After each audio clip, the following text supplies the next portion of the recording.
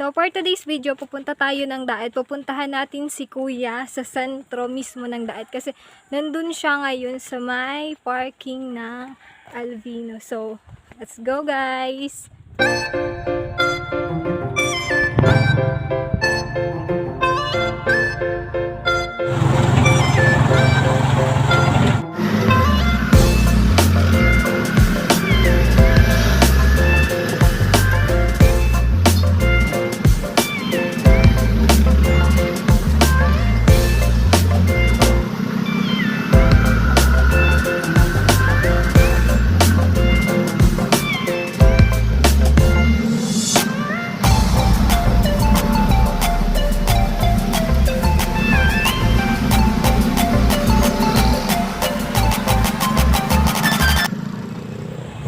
Nandito na tayo sa Daet at nandito si Kuya sa parking sa loob. So, pupuntahan natin.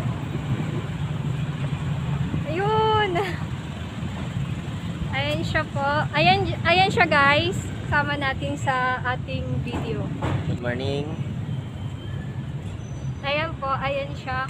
Yung in-update ko sa aking Facebook page, tapos sa aking Facebook, siya na po yan. So, ngayon yung ano natin sa kanya, yung vlog natin na kasama natin. So guys, malipat kami ng pwesto kasi sobrang tarik ng init na ngayon. Oo. Bababati kami dito. So, ayan yung ano ko. So, ayan siya. Sama na ako tutulak sa kanya.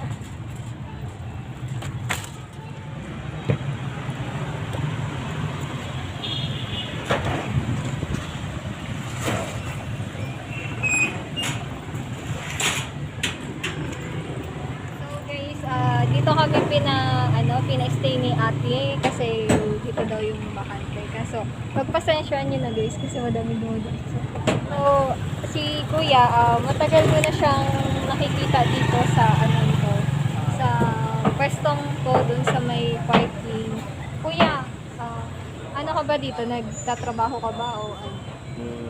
Ano lang ako, yoga sa amin. Mamasid lang ako sa mga labas-pasok. Yung ano yun sa Dikin na doon, parking attendant sa Alginos parking. So sinesweldohan ka nila? Hindi. Nung may-ari? Hindi man. Humingi lang ako ng authorize. Wala nung mapunta ako dito. Ilang taon ka na dito, Kuya? 3 years na ngayon. 3 years na. Pero, So, 3 years na. August 8.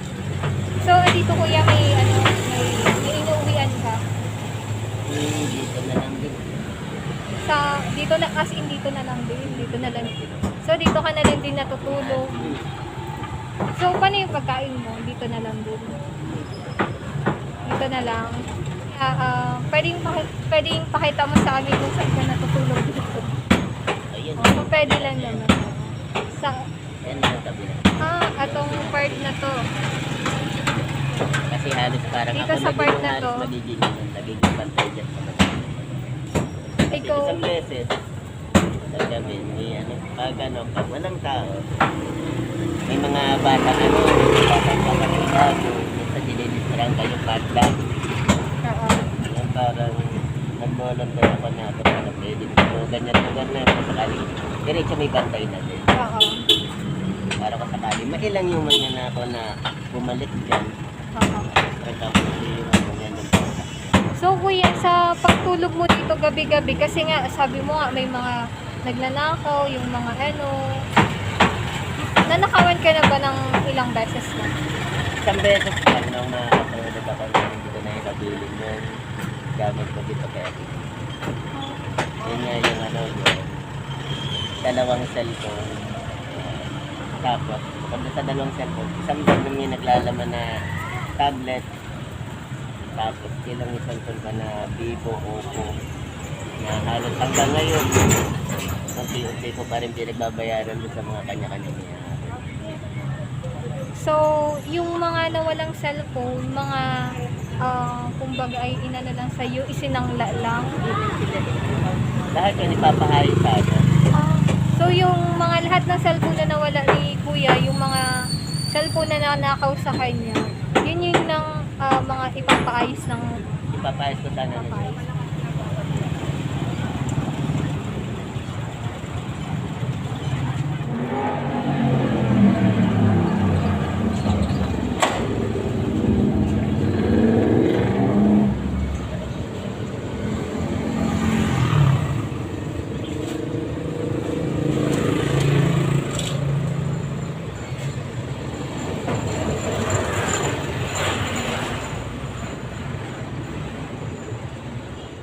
Sorry.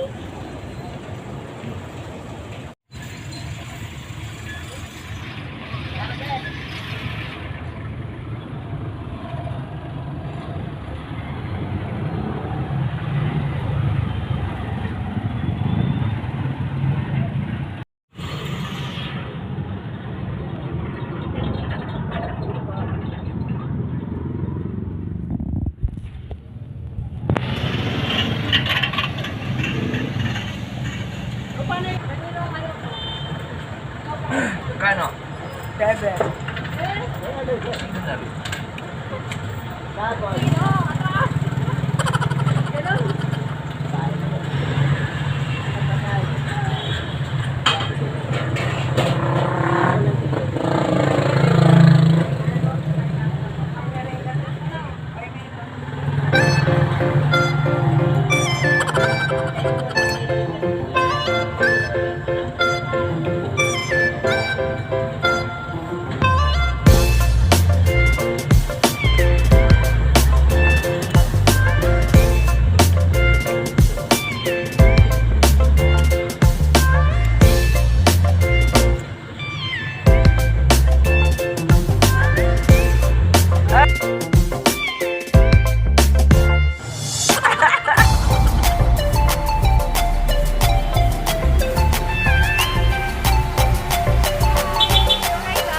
So guys, sa photo kanina yung pag-uusap namin ni Kuya gawa nung mainit na yung yung kinatatayuan namin. Tapos medyo madami na ding sasakyan dumadaan. Kaya nandito kami ngayon sa likod ng parking area.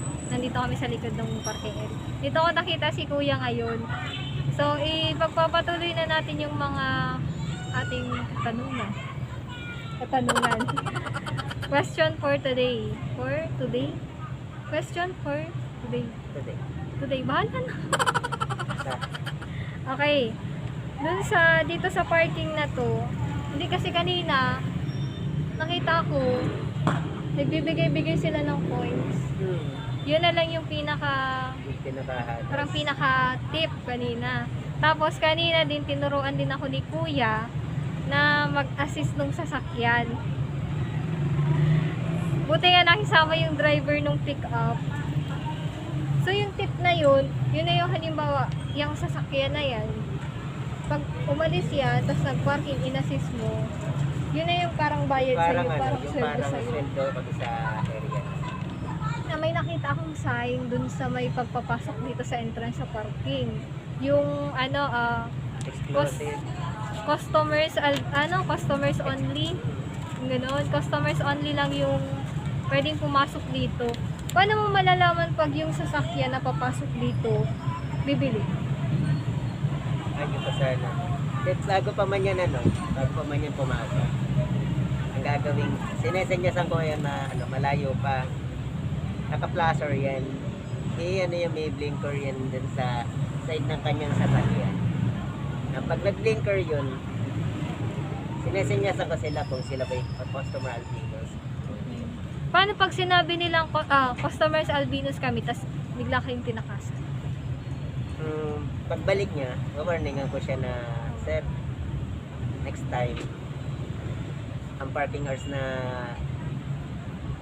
ng sasakyan niyo dito, after day na take out lang. Hindi pwedeng lumampas hanggang 15 o 30 minutes ang Pero okay lang yun na mag-parking sila kung halimbawa matagalan siya ng 1 hour sa loob nung Okay naman yun, consider naman yun ng management. Kasi monitor man yun na CCTV. Yung once naman ng pag hindi man nila nakita yun sa tumagala sa sakyan nila ng ganito, tapos wala naman sila sa loob. Kakausapin ako ng management. So, Kuya, okay lang na ano, kasi kita tayo na CCTV, ayun no. Okay lang yan. Makikiusap na lang tayo kay ano, dun sa may-ari. Kuya, minsan nasa lisahan ka ni Tito? Kadalasan ganun. Ganun. Yun yung sa ano. Ano ka ba na napapagalitan? Hindi naman. Hindi. Alam kasi ng management ko ano yung gagawin ko. Oo. Kasi, kung talagang sila yung mismo mga ano, sasadya sa ano. Pwedeng sabihin nila na, bagay ganyan ano, hihina ang hindi. Ang sabi. Kung hindi ako magsasalita na ano, kung hindi pabor sana sa management. Marami mag-aaboso. Maraming gagaya sa kanila eh. Pwedeng yung ginawa nila, kagayahin ng iba. Kahit hindi customer ng ano, ng establishment ng may ano na part, ng sasakupan ng ano ito. Part nila. Kanina, yung pagturo mo sa akin na pag-assist nung sasakyan, tanong lang, naging driver ka ba dati? Kasi yung pag-ikot-ikot, tas pag-sinyas na ganun. Then nung ano pa lang, since na maging palaboy ako, bawat sasakyan na ano, bawat gwardiya na nakikita pa sa mga establishment na nag-a-assist na sasakyan sa kanilang ano, gwardiya. Kasama na din yung nag-a-assist sila ng sasakyan na pag may lalabas sa ganito, gwardiya ng Jollibee. Pinapanood ko siya kung paano mag-assist na sasakyan habang ano, habang pinapa-attract niya ito papunta sa kalsada. Yung ano, yung kalagayan mo kuya ngayon, ano na ba yun? Simula nung pinanganak ka na? Yung hindi ka na nakakalakad ngayon? Hindi, ano eh, kasi nag-umpisa lang to no year 2005. So ano na, ilang taon na din? 17 years. 17 years. So yung una na naging ganyan ka, ano yung ginawa mo nung una? Ano lang nung una, talagang nung dumapo sa akin tong karamdaman, halos lahat ng katawan ko hindi ko maigalaw. Sa kamay, yung maigalaw ko man yung kamay ko, bahagya lang yung parang So lahat ng parte ng katawan mo, as in talaga siyang... hanggang dito. So ang naigagalaw mo lang mata. Mata, tapos yun nakakapagsalita. Pero nakakapagsalita ka pa naman. Nakakapagsalita ko. Yung ano lang, parang patay ba to lahat? Yung lahat mo na buhay pa yung ano yung mama ko.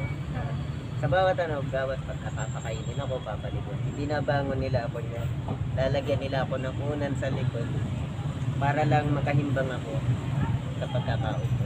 Nung bang dumapo na yung sakit mo na yan, hindi ka ba nagpa-doktor or albularyo? Hindi, nung nararamdaman ko to, pabalik-balik na ako sa manggagamot. Anong sabi ng manggagamot? Ang ano talaga, komplikasyon sa mga ano, sa mga internal organ. Pero ang sabi mo sa akin kanina, di ba? Ano yun? Yung pagiging ganyan mo, aksidente yun. Aksidente sa Guys, part 2, abangan nyo yan. Kung bakit naging ganyan si kuya, ikukwento niya sa atin yung buong detalye kung bakit siya naging ganyan. Hindi siya, since birth na pinanganak na ganyan, nangyari lang yun isang aksidente. Kaya abangan nyo yan ha. So ngayon, ang tanong ko, anong totoong pangalan ni kuya, ilang taon na siya, at saan talaga siya nakatira? Saan yung tunay na tirahan niya? Ako nga po pala si Mr. Jairo Agapay. Nakatira sa Barangay Mangkamagog, Basod Camarines Norte. 36 anyos kasalukuyan.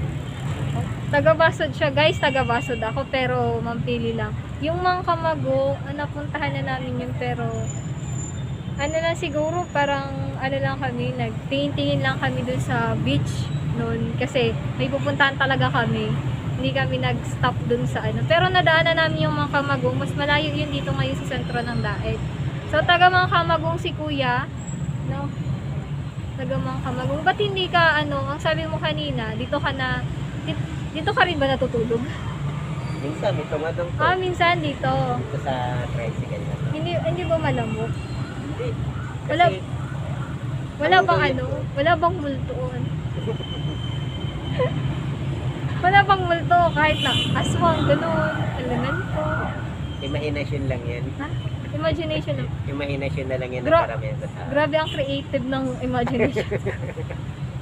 Hindi kasi para kasing talagang nakakakita ako ng multo. Ganun. So, dito siya minsan natutulog. Pero para sa akin, kung totoo man ang may multo, ano, o kung may multo ang tao, ang gusto ko makita, yung kapatid kong namatay at yung nanay ko. Ah, yung kapatid mong namatay. At So, yung nanay ko, ilan kayong magkakapatid? panganay ako sa magkakapatid. Sumunod sa akin yung ano yung namatay. Oo. Tapos may bunso pa ako na kinakasal pa lang noong April 20. Oo. Taong kasal ako yan. Kasi sabi mo kuya, si kuya kasi minsan ay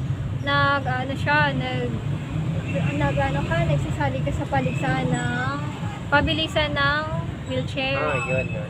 Oo, simula Wheelchair race competition. Oo. Yun. simula saan hanggang saan.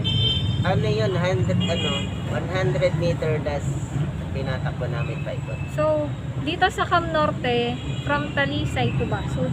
Yan, pwede, ganun. Ganun. Malayo. So, ilang oras mo yung tinatakbo ng wheelchair? Mga din ha, andos. Tatlo. 3 Mga oras hours. yun. 3 hours yun. Kung Ilang- magaan yung ano, kung magaan yung wheelchair na gagamitin namin sa pagpapatakbo. Kasi yan, yung wheelchair na yun.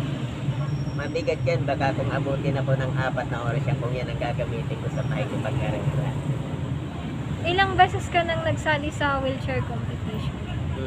Una akong sumali, 2017. Oo. Mga ano yan, mga November 17, yun, Ah, 2017. nanalo ka na minsan? Nakuha ko ang second ako sa Naga, sa Plaza Quezon. So, yung mga nagsasali doon, mga PWD din. Yung iba, mga yung mga nabaldado dahil sa enkwentro sa army. Oo. Yung iba naman, wala na talagang halos paayon. Putol talaga yan. Oo. Yung sarili nila nakatali dyan sa sa siya. Dun sa pagiging ganyan na yung sitwasyon mo noon. Ilang taon ka ba nag-stay nun sa bahay? 2 years? Bago ka nagkaroon ng wheelchair? Nung sa loob ng kasi 1 month lang yung itinagal ko sa sa higaan. Mga after 6 months, unti-unti ko na na-improve yung mga braso ko, nakakakupo na ulit.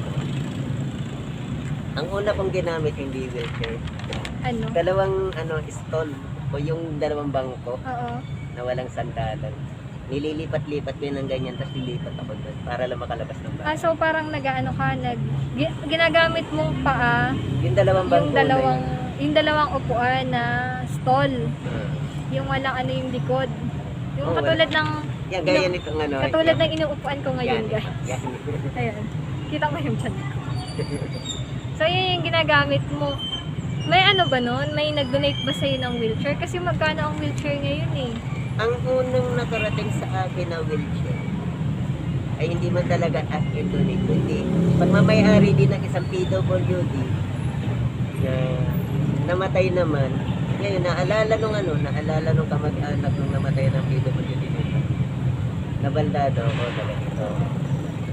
Pinuntahan niyo ng kapatid ko hanggang nga sa hidingi yung wheelchair na yun. Yun yung kauna-unahan kong wheelchair. Yung kauna-unahang mong wheelchair, ikaw na ba talaga yung nagpapaandar nun? Una hindi. Medyo nung una tinutulak-tulak pa ako kasi hindi pa ako sanay. Oo. Nung ako na yung mag-isa na kapag patakbo. Galit pa ako doon sa kapatid ko. Sabi ko sa uli nyo na yun kasi ang sakit sa braso. Lagi na ako yung ganito ko. Pero nung nagkaroon ka ng wheelchair, ano ba yun? Yung nagkaroon ka na ng wheelchair, yun na yung nakakagalaw na yung kamay mo. Naigagalaw kasi nung nakakalipat-lipat na ako sa tapos nakakaalambat na ako sa dingding ng ano namin, bahay namin. Ilang months yun tinagal? Yung naging baldado ka, as in talagang yung ulo na lang. Yung ulo na lang, ano yun, mga 6 months bago ko na ibabangon yung sarili ko. Yung yung nakakayanan ko ng bumangon mag-isa na hindi na tinutulungan.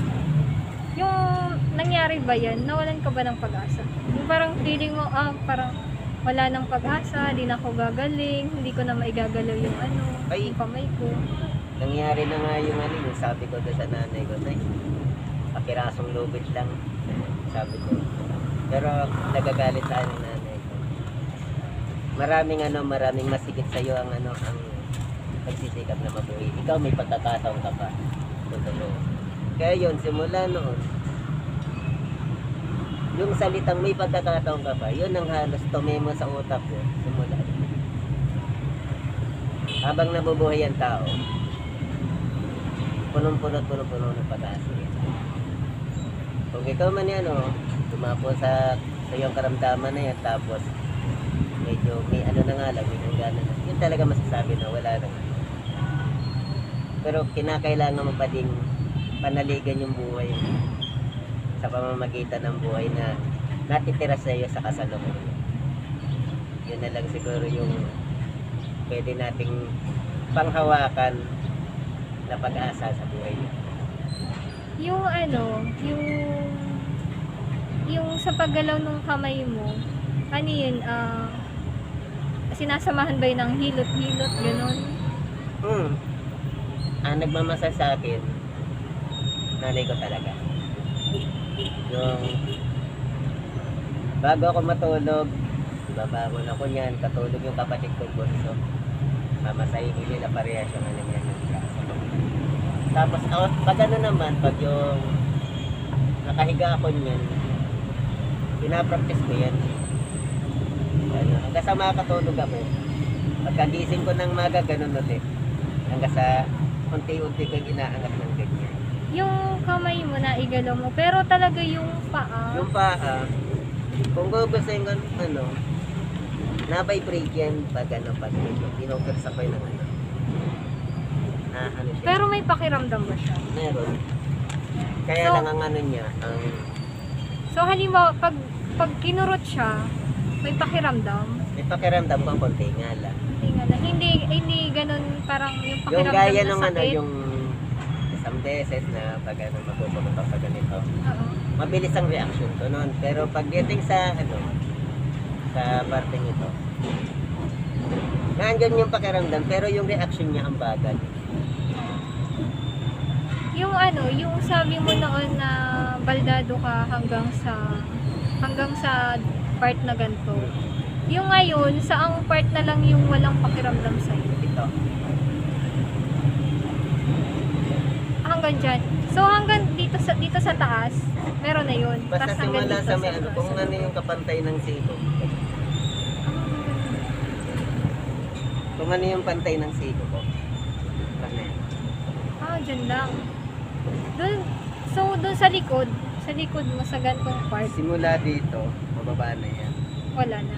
Wala na.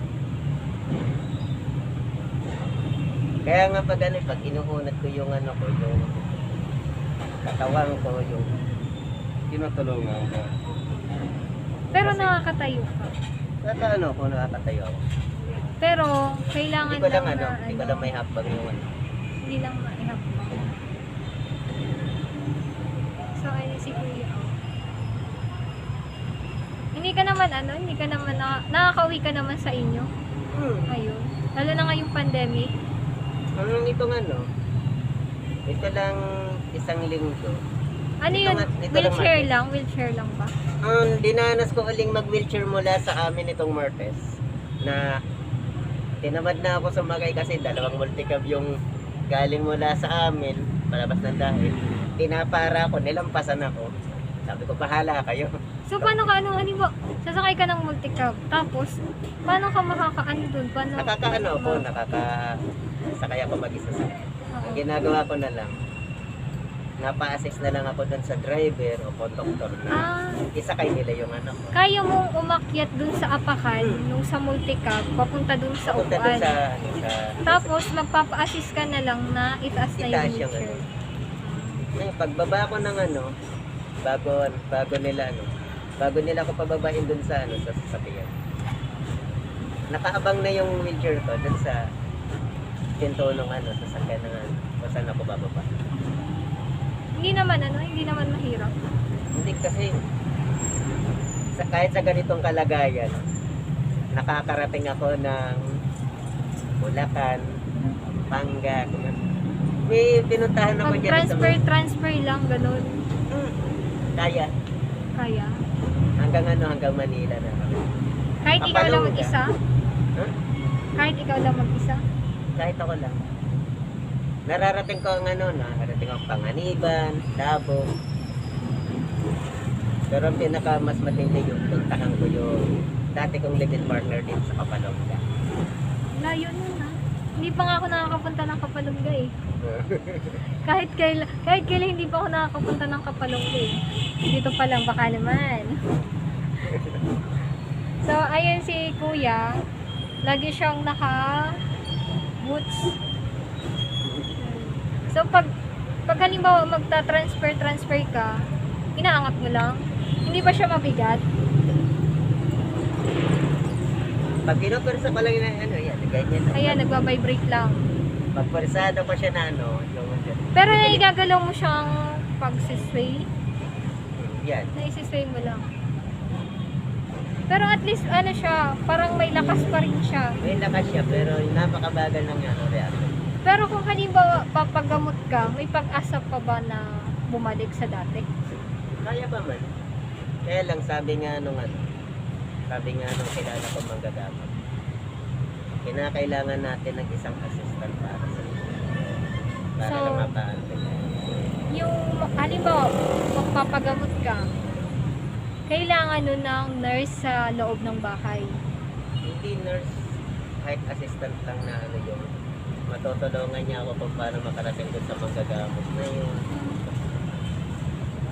So, kung halimbawa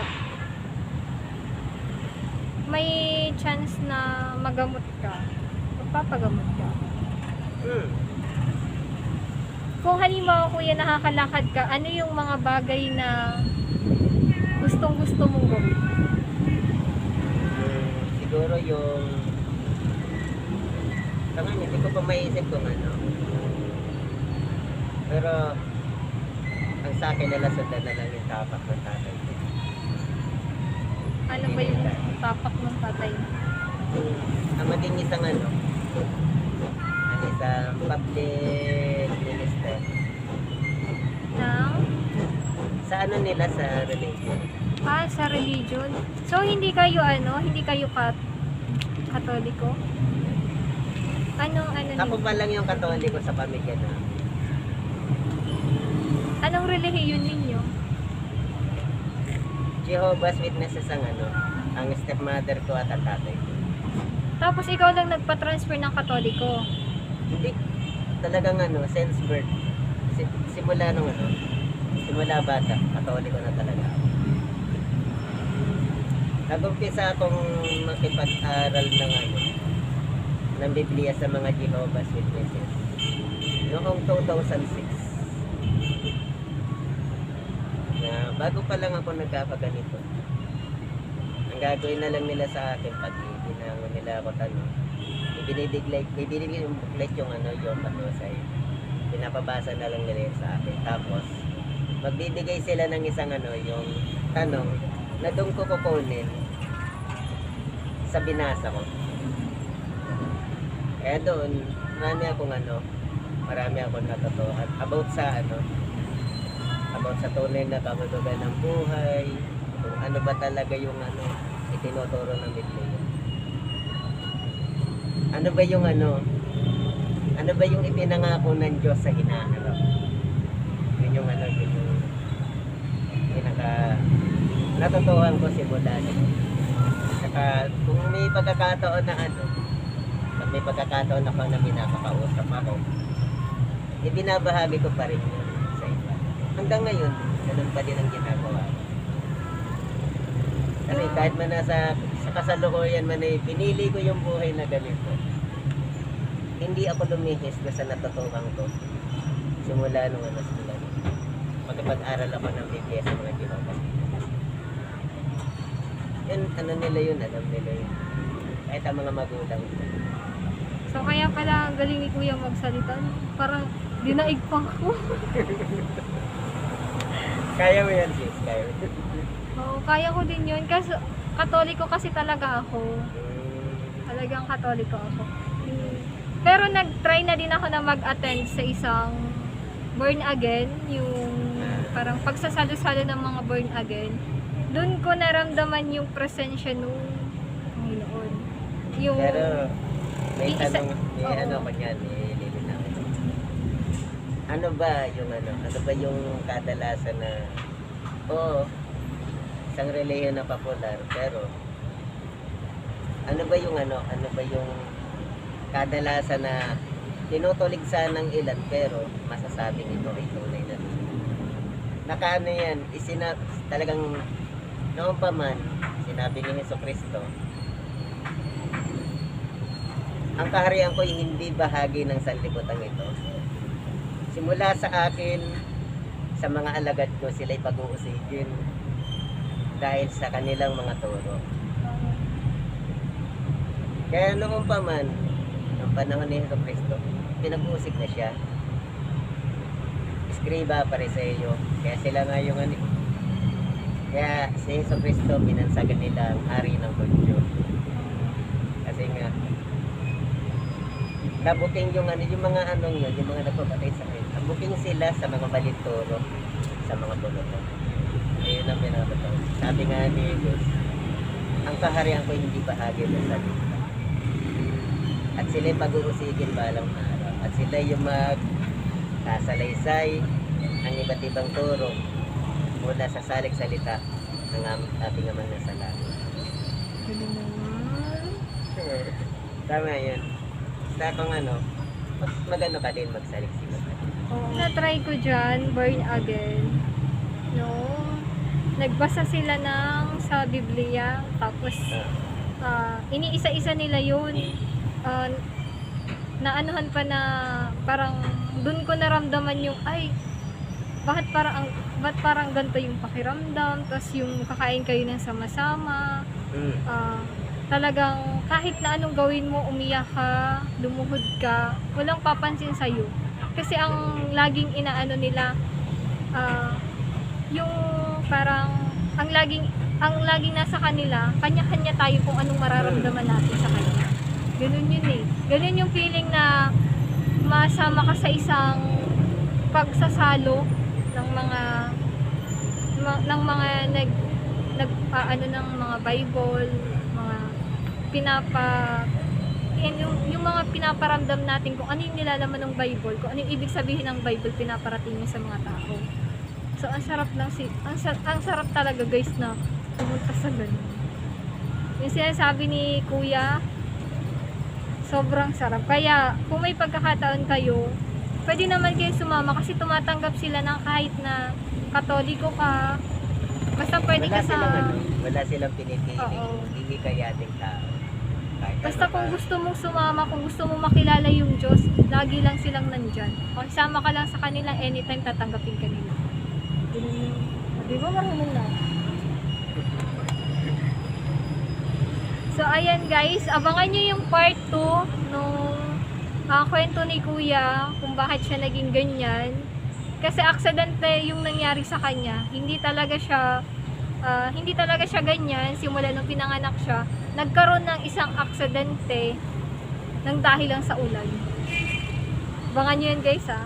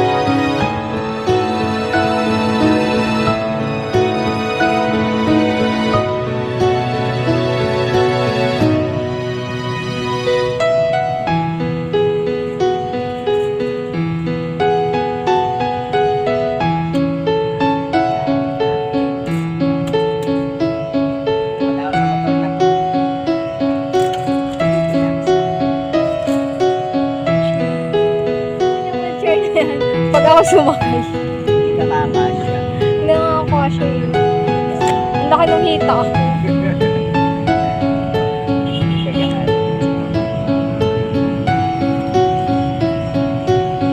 So, ganyan lang yung pagpaikot. Halimbawa, may a-assist kang sasakyan.